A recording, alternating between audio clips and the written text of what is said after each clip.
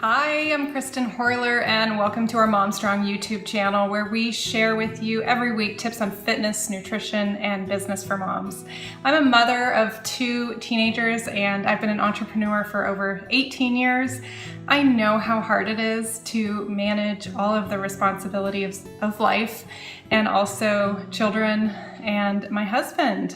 So one of the things that I want to share with you guys today is something that I do at the end of every year. So we're coming up now to what I call the annual planning cycle. And there are 2 things that you're going to need to do annual planning. The first thing is a laminated calendar. Now this is a large format laminated calendar. You can get it on Amazon or you can find this at your local office supply store.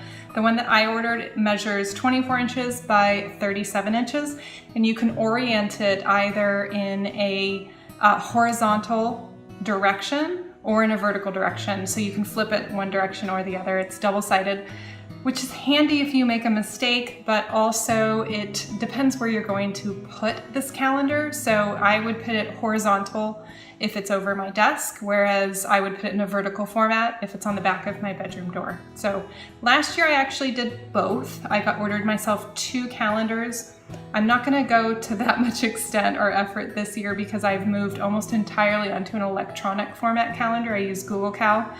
Another day, another video about how I color code every area of my life and share that calendar with certain team members that need to have access to my calendar. But it's been very helpful in reducing my stress level with work, with personal life, and it's helped me to stay a lot more organized throughout my day.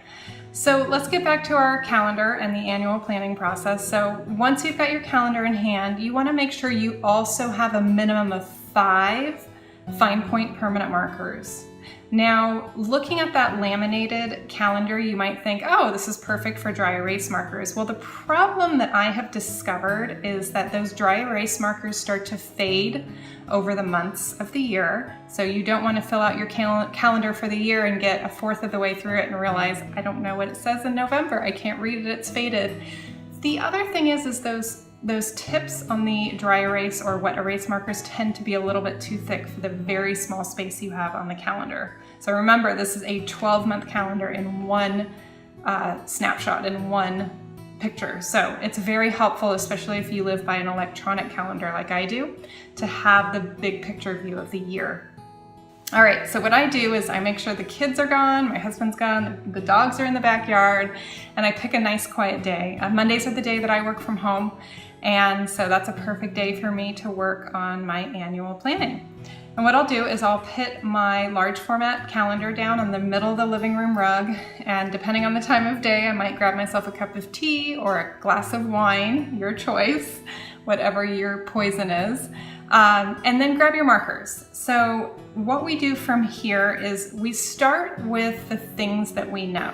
So what I love to do is color code my life, and we talked about this in another video about color coding. So I have 2 to 3 businesses that I'm involved in, and so you need to think about your line of work. Do you have 1 job? Do you have 4 jobs? Do you have 5 different revenue streams, but are they all related to the same business? So think about the different categories in your life.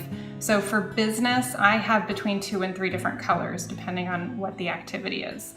I also have another color for personal family time. That might also include date night for my husband, or if we're taking a trip together without the kids. It doesn't happen very often, but occasionally we do get to take a trip together. And then keep in mind, if you do use an electronic calendar like I do, that you want to match those colors to what you use in your Google Cal or your electronic calendar. So for me, networking is yellow, personal or family is purple, and so I'm color coding my permanent marker on my large format laminated calendar so that it matches the colors that are in my Google Cal. That just helps me. Nobody else needs to know those colors.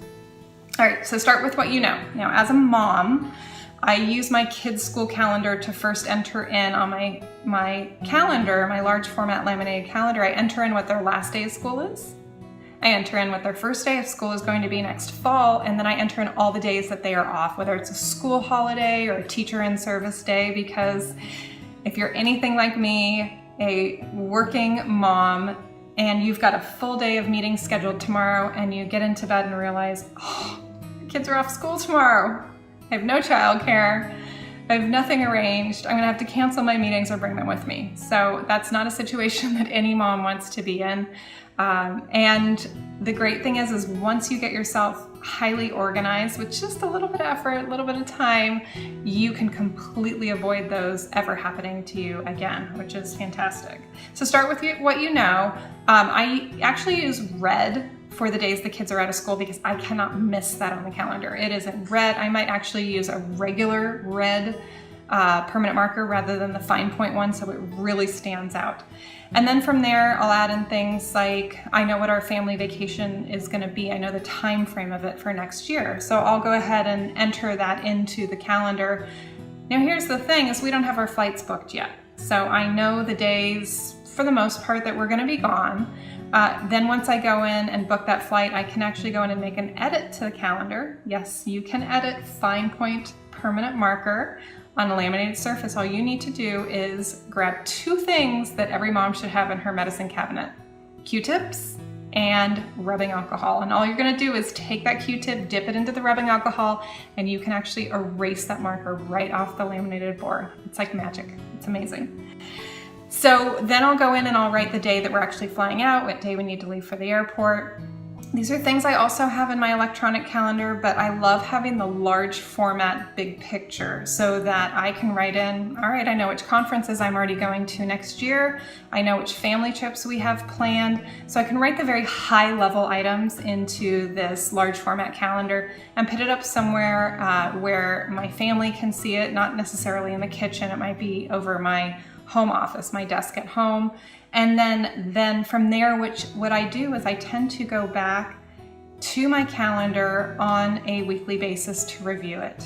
Make changes as needed. Don't forget that rubbing alcohol and the Q-tips.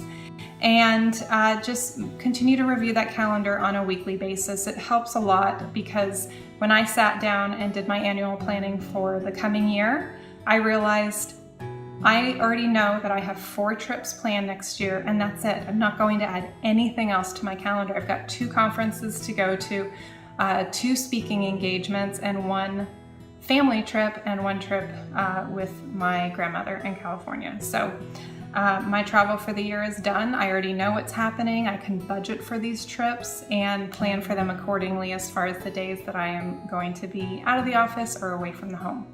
So I hope these tips for annual planning help you get organized as you continue to build your Mom Strong business. And if you have any questions, comments, or suggestions, please leave them below. And don't forget to subscribe to our Mom Strong YouTube channel for all of our updates. Have a great day.